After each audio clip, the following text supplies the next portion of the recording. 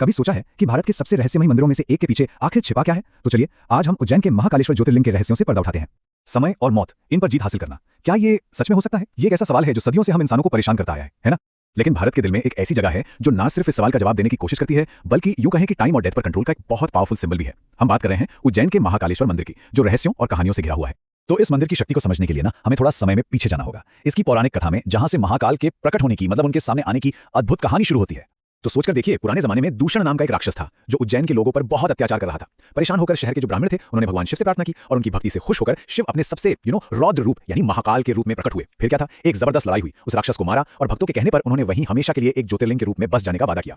और बस यहीं से उन्हें ये पावरफुल नाम मिला, महाकाल, जिसका मतलब है वो जो काल यानी समय और मृत्यु के भी स्वामी है, मतलब वो जो पूरे यूनिवर्स के इस टाइम साइकिल को कंट्रोल करते हैं।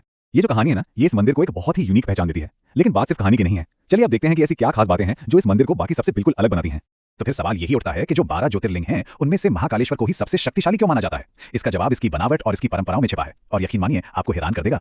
यहाँ देखिए कितनी दिलचस्प चीजें हैं। पहली बात, ये इकलौता दक्षिण मुखी यानी साउथ फेसिंग ज्योतिर्लिंग है, इस पर हम अभी आते हैं। फिर इसका स्ट्रक्चर 3 लेवल्स में है, और जो सबसे ऊपर नागचंद्रेश्वर मंदिर है ना, वो साल में सिर्फ 1 दिन के लिए खुलता है, नागपंचमी पर। सोच सकते हैं उस दिन का नजारा कैसा होता होगा। अब आते हैं सबसे इंपॉर्टेंट पॉइंट पर, इसकी डायरेक्शन। देखिए, दक्षिण दिशा को ना मृत्यु की दिशा माना जाता है, और ये इकलौता ज्योतिर्लिंग है जिसका मुंह साउथ की तरफ है। ये एक बहुत ही पावरफुल स्टेटमेंट है कि महाकाल मृत्यु के भी स्वामी है, उनका उस दिशा पर भी राज है। काफी बोल्ड डिक्लेरेशन है ना। और अब आते हैं इस मंदिर के सबसे फेमस और सबसे रहस्यमयी रिचुअल पर। एक ऐसी आरती जो महाकाल के दर्शन का पूरा सार, पूरा एसेंस हमारे सामने रख देती है, भस्म आरती। रोज सुबह लगभग 4 बजे ब्रह्म मुहूर्त में, जब पूरी दुनिया सो रही होती है, तब यहाँ एक ऐसा अनुष्ठान होता है जो लाइफ और डेथ के साइकिल को सामने लाता है। यह एक अलग ही लेवल का अनुभव है जो जिंदगी भर याद रह जाता है।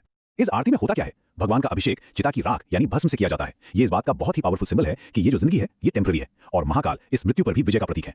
इसमें शामिल होने के लिए पुरुषों को पारंपरिक धोती पहननी पड़ती है ताकि इस परंपरा की पवित्रता बनी रहे। और यही विश्वास इस मंदिर के केंद्र में है। ऐसा माना जाता है कि जो भी सच्चे मन से महाकाल के दर्शन कर लेता है ना, उसे जिंदगी और मौत के डर से आजादी मिल जाती है। कितनी गहरी बात है ये, है ना? लेकिन ये रहस्य सिर्फ मंदिर की दीवारों तक ही नहीं है। पूरा का पूरा उज्जैन शहर ही समय यानी काल के कॉन्सेप्ट से इतना गहरा जुड़ा हुआ है कि यहाँ समय के मायने ही बदल जाते हैं।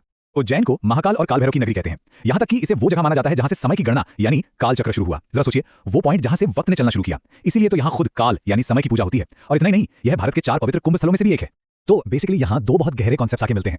एक तरफ है काल चक्र यानी जन्म, जीवन और मृत्यु का वो साइकिल जो कभी नहीं रुकता और हम सब उसमें बंधे हैं, एक पहिए की तरह जो घूमता रहता है।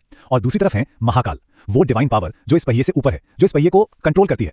तो आखिर में महाकालेश्वर का रहस्य हमें एक बहुत गहरी सोच में छोड़ जाता है। ये मंदिर सिर्फ एक पूजा की जगह नहीं है, ये समय की प्रकृति और उस पर जीत पाने की हमारी इच्छा का एक शक्तिशाली प्रतीक है। ये हमें सिखाता है कि जो वक्त को समझ लेता है, जो वक्त को कंट्रोल कर लेता है, वही मौत के डर से आजाद हो सकता है। और शायद यही महाकालेश्वर का असली रहस्य है।